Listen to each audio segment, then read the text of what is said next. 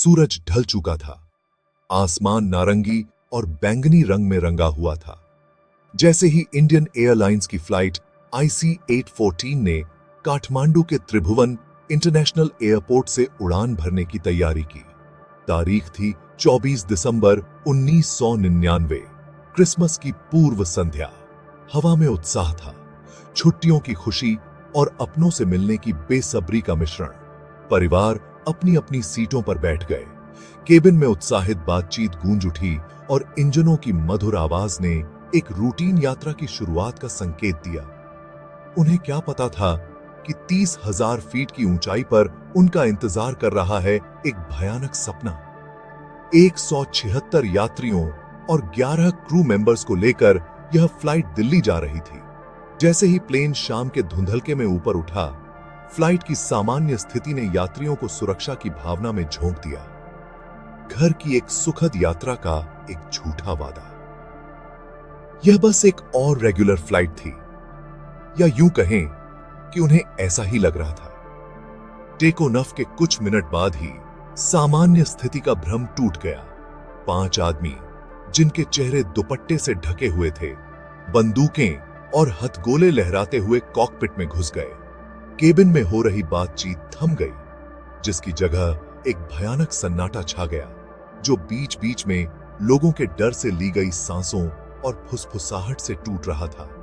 अपहरणकर्ताओं ने अपनी खतरनाक आवाजों से विमान पर नियंत्रण कर लिया।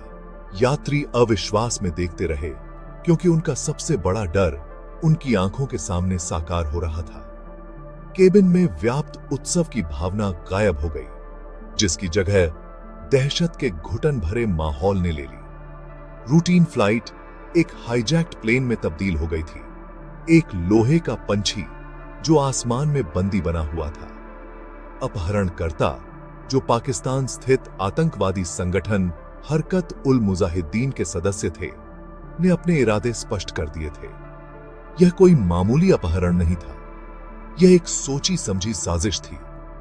उनकी मांगों ने जल्द ही पूरे भारत में हलचल मचा दी, जिससे एक ऐसा राजनयिक संकट पैदा हो गया जिसने देश के धैर्य की परीक्षा ले ली। हवा में दहशत घुली हुई थी, एक ऐसी मौजूदगी जो यात्रियों पर भारी पड़ रही थी।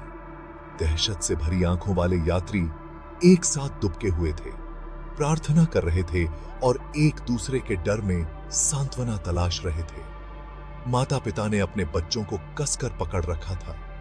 उनके चेहरे चिंता से सिकुड़े हुए थे, चुपचाप उनकी सुरक्षा की प्रार्थना कर रहे थे।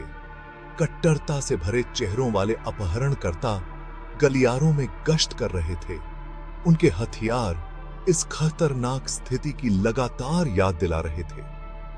समय मानो थम गया था, क्योंकि हाईजैक्ड प्लेन आसमान में एक जेल बन गया था। इंजन की हर आवाज, हर सरसराहट, अपहरणकर्ताओं द्वारा बोला गया हर शब्द उनकी रीरच की हड्डी को दहला देता था। उम्मीद अंधेरे में एक नाजुक लौ की तरह टिमटिमा रही थी, जिसे डर की थोड़ी सी भी हवा बुझा देने के लिए काफी थी। अपहरणकर्ताओं ने प्लेन के इंटरकॉम से अपनी आवाजें बुलंद करते हुए अपनी मांगें रखीं। वे 3 खूंखार आतंकवादियों, मुश्ताक अहमद जरगर, मसूद अजहर और उमर शेख को रिहा करना चाहते थे, जो भारतीय जेलों में बंद थे। ये नाम, जो आतंक और खून खराबे का पर्याय थे, ने भारत सरकार और उसके लोगों की रीढ़ की हड्डी को दहला दिया। अपहरणकर्ताओं की मांगें गैर प्रक्राम्य थीं। उनके लहजे में कोई बहस की गुंजाइश नहीं थी। 176 निर्दोष यात्रियों और चालक दल के सदस्यों की जान अधर में लटकी हुई थी। इन आतंकवादियों की मांगों के बंधक, इस बेशर्म हरकत से बेखबर भारतीय सरकार ने खुद को समय के साथ दौड़ में पाया। हर गुजरता पल तनाव से भरा था, हर फैसला अकल्पनीय परिणामों से भरा था। पूरा देश अपनी सांसें थामे हुए था, डर और अनिश्चितता में एकजुट था। जैसे जैसे बातचीत ठप होती गई, विमान के अंदर का माहौल और भी तनावपूर्ण होता गया। देरी से निराश अपहरणकर्ताओं ने क्रूरता का भयानक काम किया। रूपिन कात्याल, जो अपने हनीमून के बाद घर लौट रहे एक नवविवाहित थे, उनकी बर्बरता का शिकार हो गए। अमृतसर में ईंधन भरने के दौरान उन्हें बेरहमी से चाकू मार दिया गया और उनके शरीर को हवाई पट्टी पर फेंक दिया गया। इस भयानक कत्ल ने पूरे विमान में सदमे की लहर दौड़ा दी, जिससे यात्रियों में पहले से ही फैली दहशत और बढ़ गई। यह अपहरणकर्ताओं की क्रूरता अपने लक्ष्यों को प्राप्त करने के लिए निर्दोष लोगों की जान लेने की उनकी इच्छा की याद दिलाता था। इस घटना ने भारत सरकार के लिए एक गंभीर चेतावनी का काम किया, जिससे स्थिति की गंभीरता का पता चलता है। कई तनावपूर्ण घंटों और कई बार ईंधन भरने के बाद हाईजैक्ड प्लेन को आखिरकार अफगानिस्तान के कंधार में उतरने की अनुमति दे दी गई। तालिबान शासन के नियंत्रण वाला यह धूल भरा सुदूर शहर आतंकवादी समूहों के लिए एक सुरक्षित ठिकाना था, एक ऐसी जगह जहां वे बिना किसी रोक टोक के काम करते थे। कंधार में IC-854 के आगमन ने घटनाओं को एक खतरनाक मोड़ दे दिया, जिससे बंधकों को न केवल अपहरणकर्ताओं बल्कि क्रूरता और आतंकवाद के समर्थन के लिए जाने जाने वाले शासन की दया पर निर्भर होना पड़ा। तालिबान, जिसने शुरू में विमान को उतरने की अनुमति देने से इनकार कर दिया था, अंततः मान गया, जिससे पहले से ही अस्थिर स्थिति में जटिलता की एक और परत जुड़ गई। उनका जेट प्लेन के विदेशी धरती पर होने से भारत सरकार ने खुद को एक कूटनीतिक कसौटी पर चलते हुए पाया। दांव पर इतना कुछ पहले कभी नहीं लगा था। दबाव बहुत ज्यादा था।